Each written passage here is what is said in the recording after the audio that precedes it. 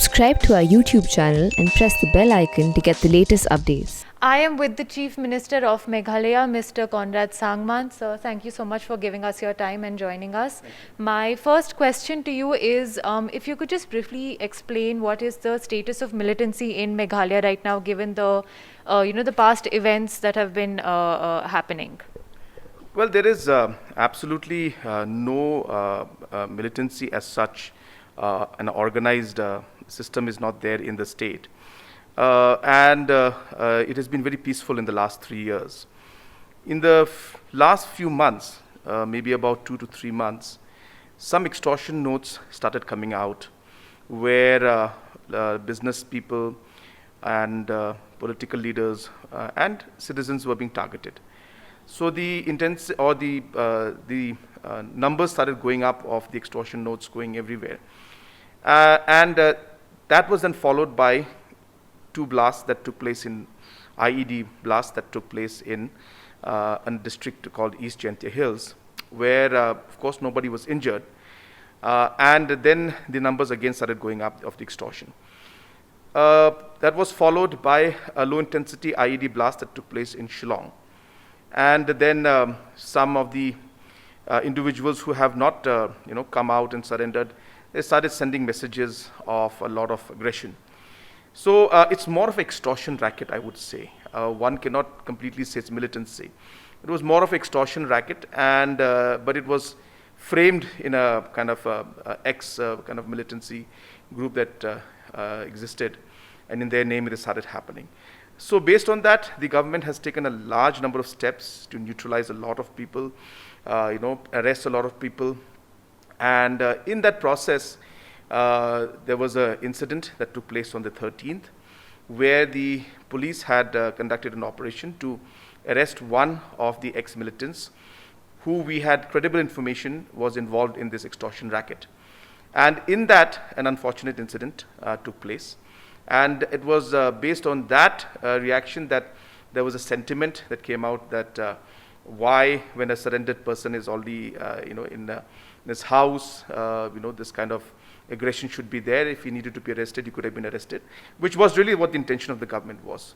So therefore, it worked out in that manner, and that's what led to the slight unrest we saw in the last 3-4 days. But in these last 2-3 days, we have communicated to a lot of people, a lot of organizations, a lot of social leaders, headmen, and we are trying to bring back normalcy. As of now, things have been more peaceful compared to what it was 2-3 days back, and we are hopeful that we'll be able to come back to normalcy in the state. So your Home Minister has put in his resignation following the events that happened. Have you accepted that? What is happening on that front? Yes, he had submitted his resignation on Sunday, but I have not accepted that resignation. And right now, the law and order situation is of paramount importance to us. So I have explained to him and also to the general public and to the press also that I'm examining the matter, but I have not accepted the resignation as yet. So I believe several people, several residents, locals have demanded that, action should be taken against the policemen who were involved in the killing of Cheris Thank You. So what is happening on that front? I believe they demanded the suspension of the SPs who were there at the time of the shooting. You see, based on all these different inputs that we have received and requests that have come in and suggestions that have come in, we have put in a judicial inquiry into this, and it's been headed by a retired judge who also happens to be the chairperson of the Meghalaya Human Rights Commission.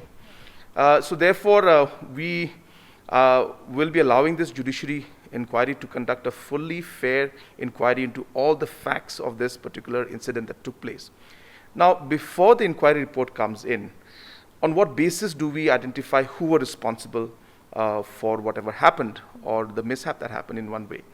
Therefore, it would not be appropriate for us to simply take action against anybody without a proper inquiry being done. So due process is being followed. A judicial inquiry has been put up, headed by a retired judge, which is going to be independent in nature. And once that report comes in, the government will take action. So is there any deadline for this committee to submit its report? Yes, we have given the committee 3 months to submit its report. That's a maximum of 3 months. Are you sensing any anger from the people after Cheris's death? Perhaps it could have been handled a little better, a little more peacefully? See, these are operations that take place in many circumstances. When police is working on different situations, there is no scripted way of exactly moving forward. There is a plan, and there's an intention in the operations that they go in. But sometimes on the spot, on the ground, situations could be different. So therefore, many such operations take place, many such activities are there. The police has been very successful in the last 2 years, 3 years, to be able to really inquire into a number of activities and neutralize and bring things to normalcy. In this situation, as you mentioned, that things did not go as per the plans, but that does not mean that one will point a finger and say that what they're doing, everything is wrong. So that's the reason why this incident did not go as planned. The plan was to arrest the individual. That's the reason why we have agreed to put up a judicial inquiry, so that we can find out the facts and the circumstances under which this took place. So, I mean, I understand that you have not accepted the Home Minister's resignation, but do you think that could perhaps demoralize the police in some sense? You mean accepting it or not accepting it? Just that he submitted his resignation. Well, the Home Minister has submitted his resignation based on certain points that he feels are there. And it's precisely because of that fact that it will unnecessarily confuse people, maybe the armed forces also, and the police force also. That's the reason why I have said that this is not the proper time. We need to keep the overall law and order of the situation, state in front of us, and take a decision keeping the entire state's aspect in mind. So that's the reason why I did not accept the resignation as yet, and I'm examining the matter. So are you keeping, like, what exactly is your plan? How are you planning to tackle these, like these small incidents, although they're small, but they're still rising, they're happening. How are you planning on tackling them, and perhaps like could fight a rise in militancy if that could happen? Jumping to a conclusion of rise in militancy is a bigger kind of a discussion. But coming to the point of the current situation, it is important to involve society in our discussions. So we have been very, very clear that wherever we move forward, whatever we do now, we are discussing, we're taking everybody along, we're carrying the society, the civil society, the headmen. We are a very community-based society, so the headmen play a very important role. So we're involving them, we're involving the religious leaders who are there. So therefore, it will be important to involve the community, and also stress on the fact that it is important that we all work together for peace. So therefore, that sense of involvement is very, very important, which I believe, and I always follow that principle.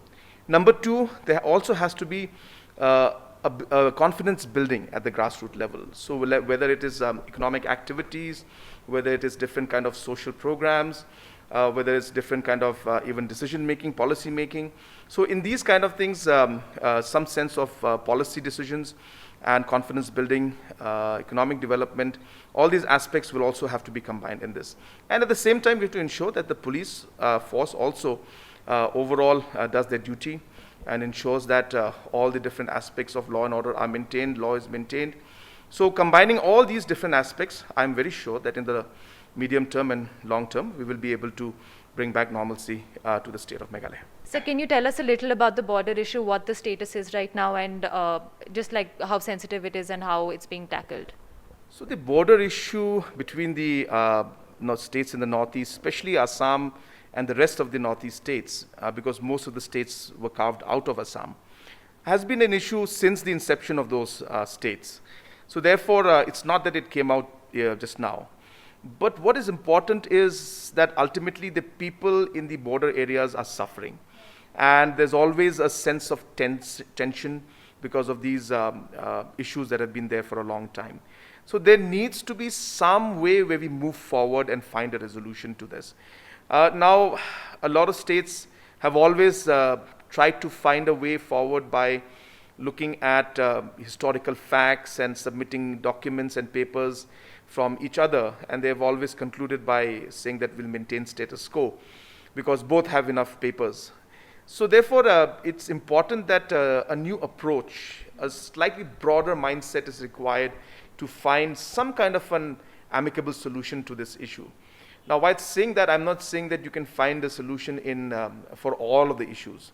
But at least let's take a step forward. Let's try to think out of the box and see maybe we can find some areas where we can agree upon.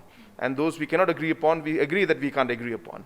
But at least we give it a shot. So I hope that in the current political setup that we have in the Northeast with the leaders of the Northeast, especially the chief ministers, most of them being in very good talking terms and very close also, I'm hopeful that we will see positive discussion and outcomes coming out. Yes, there have been some unfortunate incidents which could have been avoided, but nonetheless, we should now look forward and try to find a solution. When it comes to Meghalaya and Assam, we are moving very positively. I'm very sure that even though we may not be able to resolve everything, but at least we'll ensure that we move closer to it. We'll keep an open mind, and in the larger interest of the people residing in the border area, in the larger interest of both the states and the country as a whole, we'll work very hard to find a solution that is acceptable to both sides. All right, so just shifting focus a little here, I believe vaccination figures are not that great in the state of Meghalaya. Why? What is the reason behind the hesitancy, and how are you tackling this? So we have crossed 50% of the population has received the first dose, and we are moving towards higher numbers. It's slightly lesser compared to other states, but there has been a lot of hesitancy in terms of the rural areas. A lot of wrong messaging has gone in. Fear has been created that this vaccine is not safe. So all these aspects have been put into people's mind, and social media actually has played a bit of a spoiler, I should say, in this, with different kind of WhatsApp messages and videos going around.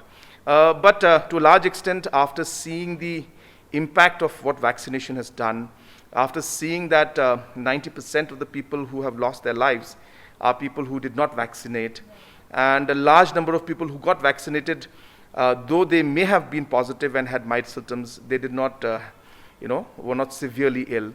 So these facts have now encouraged and pushed a lot of people now to take the vaccination. So we are seeing a lot of improvement, and I'm very hopeful that in a few months we should be able to achieve 75-80% plus vaccination in our state. So my final question, Meghalaya will be going to polls in 2023. What are your plans? What will your focus be in the next 2 years? So we have been working for the last 3.5 years in a few core sectors. And it's a long reply to a very short question, so I will not be able to give you full details. But when we came into the government out here, when we took charge of the government out here, we ensured that we focused on delivery mechanism, ensuring that the impact of the money that is spent is maximum. We focused on infrastructure and expenditure from the government side. We focused on youth, entrepreneurship, farmers, and women's health. All these were core sectors. Education, these are core sectors for us. And if you go into the working of the last 3.5 years, you will see that a large amount has been spent on these in spite of COVID, and you will see that a large difference has been made in this. So I can give you the details of all of that, but I don't think we have time to go into every aspect of things. But in the next 1.5 years, we only intend to continue that effort, ensure that the programs that we have initiated in the last 3.5 years are maximized in this next 1.5 years, and ensure that the projects we have started are completed. You will see that we'll be celebrating 21st of January will be the 50 years of our statehood. And we intend to inaugurate 50 large infrastructure projects on that day itself. That will also include very big projects like stadiums, road projects. We are also working to ensure that our assembly is also completed. The new assembly building was started in 2018 after we took over. We're hopeful that building also will be, assembly also will be completed. So we are going to focus on, as I said, continue the areas that we have started working on, ensure that the infrastructure projects we initiated are completed. And let's see, the rest depends on the people of the state, what mandate they give. Any plans to form any alliances with any party? I speak as a president of the National People's Party, and we have always maintained that when we fight elections, we always fight on the principles and the ideologies that we believe in. And therefore, if there are other political parties that stand by the ideologies and beliefs that we have, then there could be a discussion that we could have. But in most cases, it's not the case. So we fight most elections on our own, be it Manipur, Mizoram, Nagaland, Arunachal, Assam, Meghalaya. We have always fought as an independent organization, as a as a separate organization and as a party. And we've always put up candidates against even our own alliance partners. And post-election, we see the political situation and then decide on how to move forward. So in all likelihood, we will be having our own way forward. But yes, we will see when the time comes. If there are political parties with who share the ideologies that we have, then definitely we will examine that aspect also. Any closing comments, any final comments that you would like to make? Nothing. It's these are great times for the state and the Northeast and the country. I feel that there's a big opportunity that is there in front of us in terms of the economic growth that our region could have, and it's very important that we engage the youth especially. And so all those aspects are very important for the region and the country as a whole. I'm hopeful that in the coming years, we will see Northeast of India become a very, very important and integral part in terms of the economic growth story of this nation of ours. So that's really what is going to be very exciting. So I hope this journey that we are taking on for the economic growth will have really positive results. We have had problems once in a while, like the problem we're facing right now, but these issues will always be there. We'll need to resolve them collectively by incorporating people, by ensuring that we discuss and inclusively take decisions and move forward. But besides these issues that we face once in a while, I strongly feel that there's a great future for our state of Meghalaya and a great future for the region of the Northeast as a whole. Thank you so much, sir, for giving us your time. For more such interviews and ground reports from across the country, follow ThePrint's YouTube channel and social media handles. With Praveen Jain, this is Taran Deol for ThePrint.